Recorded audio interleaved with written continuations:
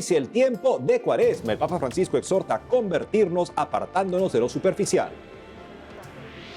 En Japón, ante aumento de abusos a menores, gobierno aumentará edad de consentimiento sexual. Muy peligroso, dice especialista en bioética. No llegan los hijos al matrimonio, no desespere. Un testimonio revelador demuestra que la adopción fue su mejor decisión. Y sobre la adopción se estrena en América la exitosa película Marca de Vida. Le mostramos un avance. La Cátedra de San Pedro, le contamos más sobre la fiesta que honra a los papas, cuyo festejo es originalmente hoy. Hola Natalie, estamos ya de lleno en la Cuaresma. Así es, Eddie, buen y santo inicio de Cuaresma para ti y para nuestros televidentes. Felices de empezar el programa desde nuestros estudios en Lima, Perú. Gracias por acompañarnos en EWTN Noticias. Soy Eddie Rodríguez Morel. Yo soy Natalie Paredes. Iniciamos las noticias desde Roma contándoles que en la misa de miércoles de ceniza, abriendo la Cuaresma, el Papa Francisco sostuvo en su homilía que este es el tiempo para convertirnos y vernos por dentro. El pontífice reflexionó sobre las distracciones y superficialidades que apartan de lo que es importante. Además, cuestionó las veces en que nos centramos en nuestros deseos o en lo que nos falta, alejándonos del centro del corazón y olvidándonos de abrazar el sentido de nuestro ser en el mundo.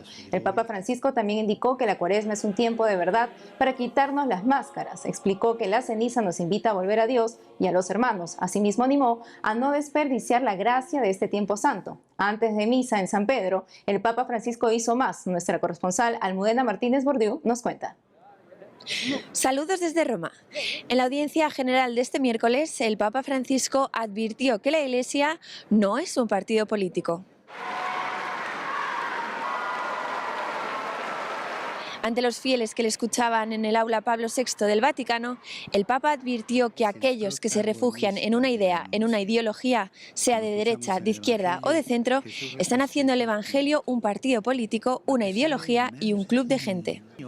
El Papa continuó hoy con su ciclo de catequesis acerca de la evangelización y habló sobre el protagonista del anuncio, el Espíritu Santo.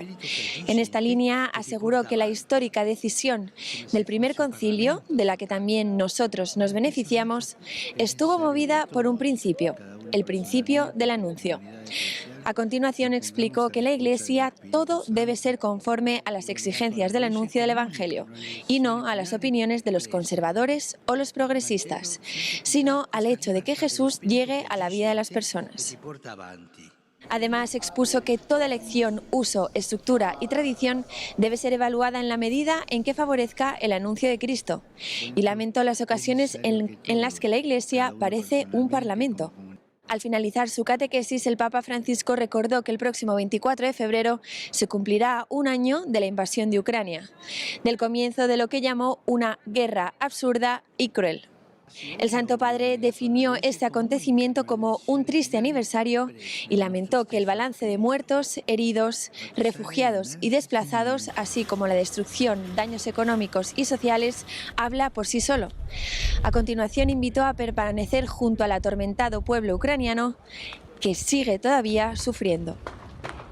Por último, hizo un llamado a quienes tienen autoridad sobre las naciones para que se comprometan concretamente a poner fin al conflicto, lograr un alto al fuego e iniciar negociaciones de paz. Aseguró que lo que se construye sobre escombros nunca será una verdadera victoria. Además, el Santo Padre señaló que hoy, miércoles de ceniza, comenzamos la Cuaresma. En este tiempo de gracia, el Papa pidió invocar con frecuencia al Espíritu Santo para que nos ilumine y nos ayude a dar testimonio de la primacía de Dios en nuestra vida. Hoy, miércoles de ceniza, comenzamos la Cuaresma. En este tiempo de gracia invoquemos con frecuencia al Espíritu Santo para que nos ilumine y nos ayude a dar testimonio de la primacía de Dios en nuestra vida. Dios que nos ama y nos consuela, venciendo toda desolación. Que Jesús los bendiga y la Virgen Santa los cuide. Muchas gracias.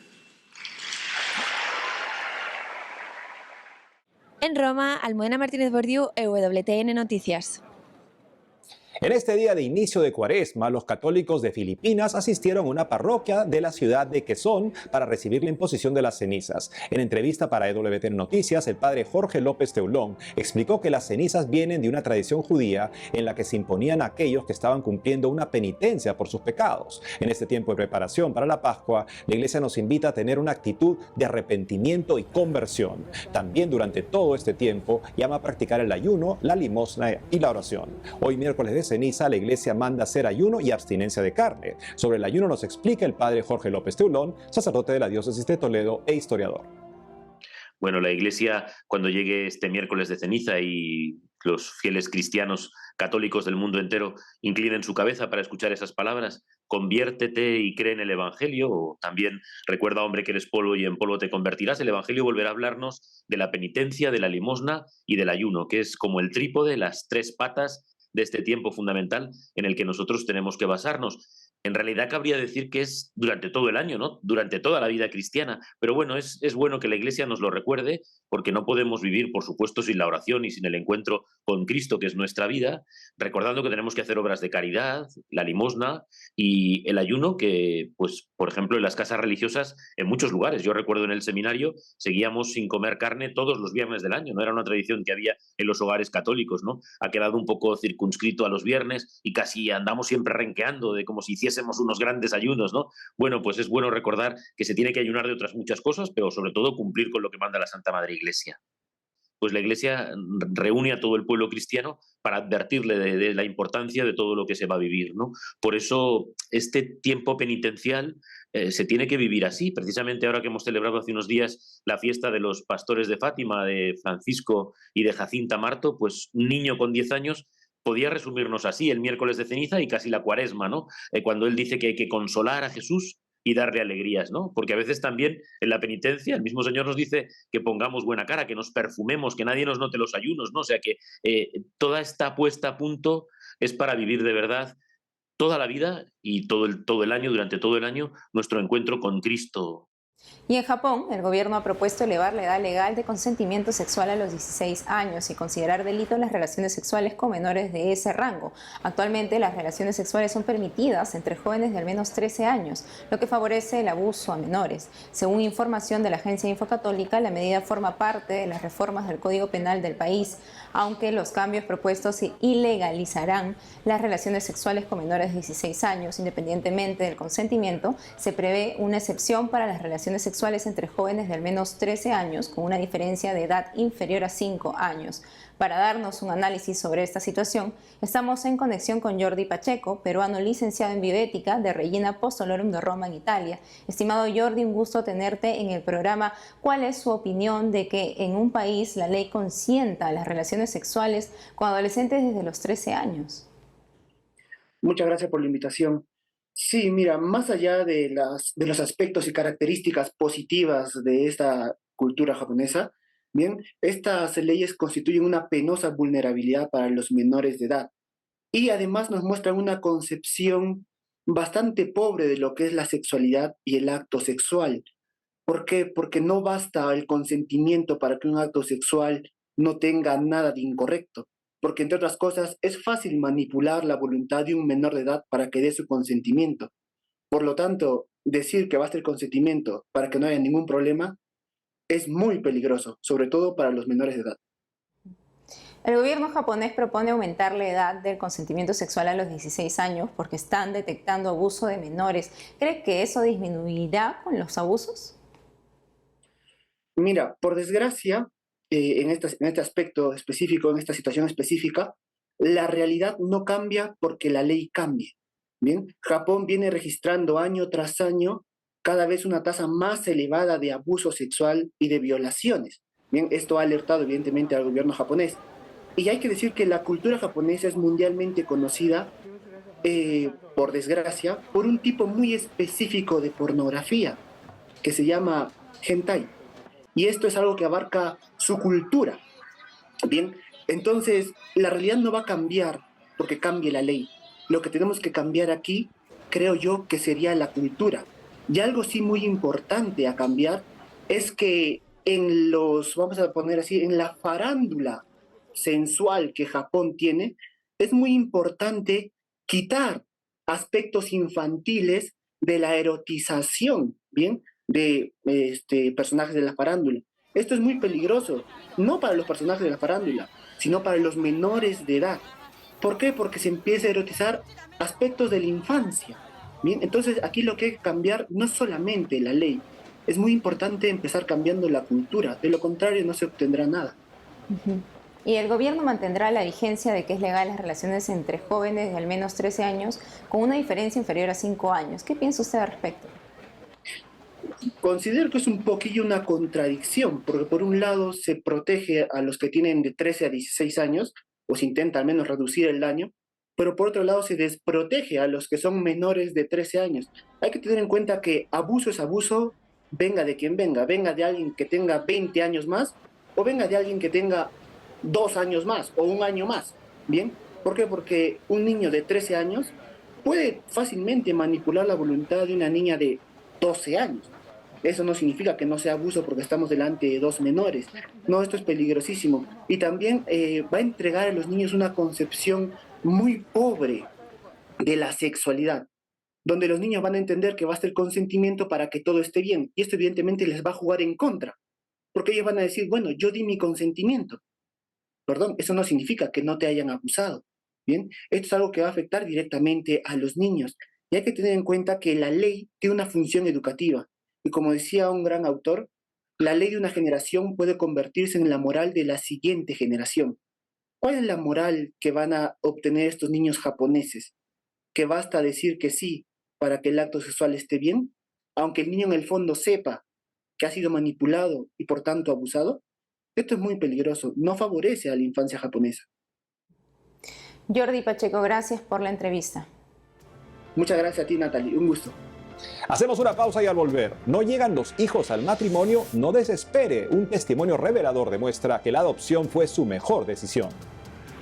Y sobre la adopción se estrena en América la exitosa película Marca de Vida. Le mostramos un avance. Regresamos con más noticias con Enfoque Católico.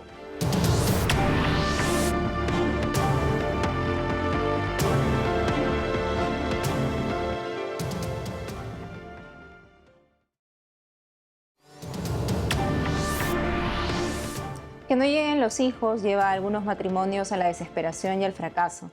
¿Cuál es una de las salidas desde la fe católica? La cineasta Lucía González Barandarian nos cuenta cómo ella y su esposo encontraron en la adopción de un bebé la mejor decisión que les cambió la vida. Nos comunicamos con la directora de Bosco Films desde España. Lucía, qué gusto tenerte con nosotros en el programa. Coméntanos cuál fue tu primera reacción al enterarte de que no podías tener hijos.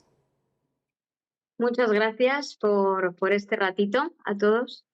Pues bueno, mi primera reacción nunca fue definitiva porque la realidad es que a mí nunca me dijeron que no podía tener hijos.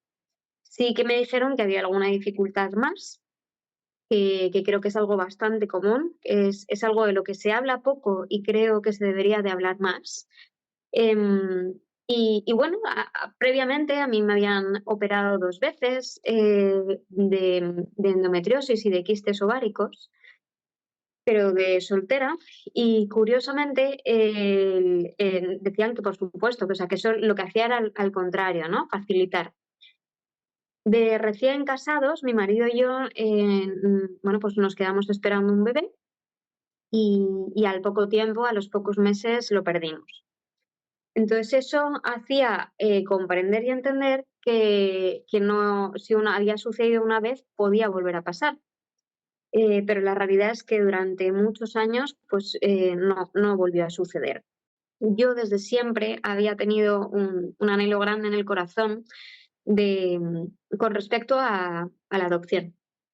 Y para mí era una pregunta básica para la futurible persona con la que me fuera a casar. Yo, por supuesto, no tenía ni idea de que esto podría llegar a suceder, que no pudiera tener hijos con la persona con la que te casas, porque yo creo que cuando tú vas tomando decisiones, damos por hecho que van a suceder una serie de cosas, ¿no? Creces, te casas, formas una familia, vives hasta los 80, 90 años y mueres. Eso sería el estándar, pero la realidad es que no, que cada uno tenemos una vida distinta. Y para mí, la opción de la adopción tuviera hijos biológicos o no, siempre había sido una cosa importante y por tanto una pregunta importante. ¿Y cómo tomaron justamente esa decisión, ¿no?, de adoptar? Pues fue una pregunta que hice de novios a mi marido y que justo además me pareció precioso, ni siquiera se lo tuve que preguntar yo. Porque justo me operaban, además me operaron de urgencia de un día para otro. Y, y mi marido, entonces novio, me dijo, Lucía, si no pudiéramos tener hijos, no te preocupes que adoptaremos. Y eso me hizo darme cuenta de que él era la persona. Entonces, bueno, unos amigos, el que también les estaba costando vivir este momento con las mismas dificultades, nos avisaron de que se había abierto un proceso de adopción en España. Y nosotros nos apuntamos, sin saber si llegarían niños biológicos, si no llegarían, si es un proceso muy largo. En Europa la verdad es que hay muy pocos casos de adopción. Pero bueno, la cuestión es que nosotros nos apuntamos a aquel proceso sabiendo que iba a haber una lista de espera enorme, que podía ser que tampoco ese camino fuera nuestra opción, pero viviéndolo con muchísima paz. Entonces, nada, nosotros fuimos haciendo todos los cursos, fuimos esperando, igual que íbamos haciendo a la par la protecnología y encontrando nuestro camino como familia. Y hubo un momento en el que recibimos una llamada que nos dijo pues, que éramos padres. ¿Qué recomendarías a los matrimonios que no pueden tener hijos? Pues lo primero, diría que se cuiden, que tu elección primera, tu vocación primera es la persona que tienes al lado. A mí eso me ayudó muchísimo. Los hijos evidentemente son muy importantes, hay que cuidarlos, es precioso desear tener una familia mayor, es precioso ser generoso en la apertura a la vida, pero lo más importante es cuidar a la persona que tú tienes al lado, la persona que Dios ha puesto un nombre propio en tu vocación. Podría decir que fue un embarazo muy largo, de 8 años de espera, con un cariño, imaginaros, enorme, y a la vez muy corto, porque fue en cuestión de 10 días nos dijeron tenéis una hija y va a llegar a vuestra casa. Entonces, mi experiencia en esto ha sido maravillosa, al ser rápido, entre comillas, ¿no? La gente se volcó, y eso hizo que me centrara de nuevo más en la persona, no en su cunita o el carrito, el cochecito, los juguetes, nada. Todo nos lo dieron. Y se convirtió en un acto muy generoso por todas las personas que tenían alrededor que lloraban. Yo decía, pues sí, no sé, entiendo que es un acto de amor, es una paternidad distinta, pero igualmente hermosa y igualmente plena. Así es, Lucía, y de seguro que ese testimonio de ustedes va a ayudar a muchísimos más, ¿no?, matrimonios, y los va a motivar, los va a ayudar. Te agradezco por todo lo que nos has comentado, por compartirte tu testimonio y por esa entrevista. Gracias a vosotros. Precisamente sobre el valor de la adopción, la película Marca de Vida sobre el drama del aborto y la adopción llega a los cines de Perú desde el próximo jueves 2 de marzo. Es una historia de la vida real de un joven que fue dado en adopción y crece en una acogedora familia. Años después conoce a su madre biológica. Alcanzó un gran éxito en Estados Unidos. Veamos un avance de la película.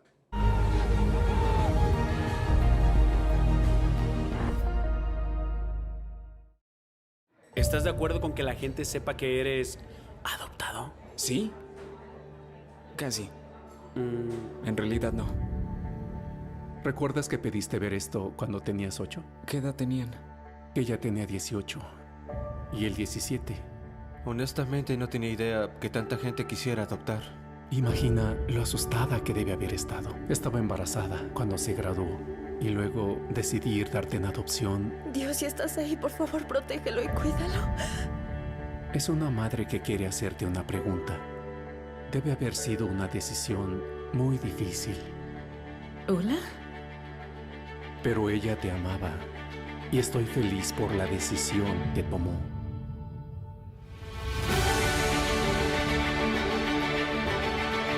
Siempre me pregunté si mis padres biológicos piensan en mí. Hoy es el cumpleaños 18 de David. ¿Y quieres hablar con él?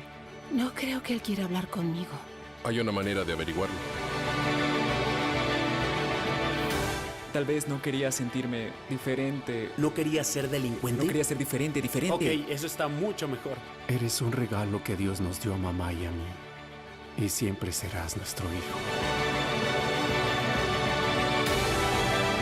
¿Esa es tu madre biológica? Quiere conocerme. ¿En serio? Sí. ¡Esto es genial! ¡Hey, Emily! ¿Qué tal? Es Elizabeth.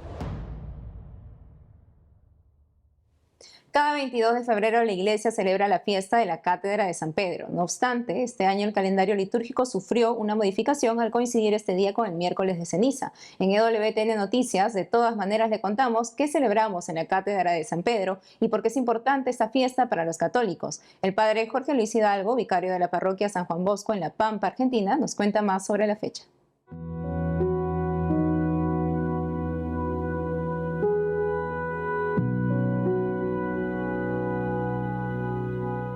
La fiesta de San Pedro, la cátedra de San Pedro, se refiere al papel que Dios nuestro Señor ha querido que tanto Pedro como sus sucesores tuvieran en la defensa de la fe, en el confirmar la fe a los hermanos, para decirlo con aquellas palabras de nuestro Señor en el Santo Evangelio según San Lucas. Es la entrega de las llaves de Cristo a Pedro, donde él tiene como oficio justamente confirmar en la fe a los hermanos. Dios ha querido que ese oficio que el mismo Cristo tuvo por razones obvias, por su misma naturaleza, por ser el Verbo encarnado, lo realizaran otros, tanto y cuanto como el Señor se los ha dado. Y esos otros son primero Pedro, ¿no? Y luego sus sucesores, ¿no? Por esto es que cuando nosotros celebramos la cátedra de Pedro, estamos haciendo referencia al oficio de enseñar que tienen todos los sumos pontífices, ¿no? Nosotros cuando escuchamos a un Santo Padre, no escuchamos hoy a Francisco, ayer a Benedicto o anteayer a Juan Pablo II, al que nos gusta más o al que nos gusta menos, sino que escuchamos en ellos a nuestro Señor Jesucristo. Nunca debemos olvidarnos, ¿no? Que dice el Evangelio, a quien más se le dio, más se le va a pedir. Por esta razón, nosotros tenemos que rezar por todos nuestros pastores, y mientras más cargo, ¿no? Más responsabilidades tengan en el orden de la salvación de las almas, más tenemos que rezar por ellos, ¿no? Así que sin duda hoy tenemos que rezar por el Papa Francisco, que es el que guía la Iglesia, como ayer rezábamos por Benedicto y mañana rezaremos por el Papa que venga, ¿no? El que Dios nos quiera enviar o el que Él permita en las circunstancias que estemos. Entonces por ese tenemos que rezar e implorar mucho.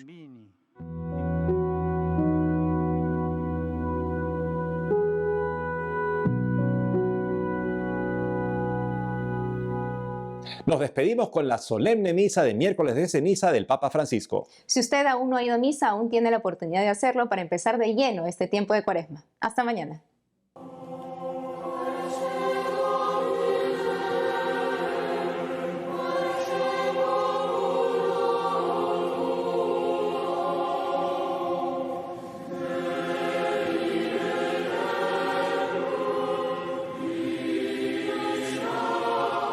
O Dio nostro Padre, concedi al popolo cristiano di iniziare con questo digiuno un cammino di vera conversione.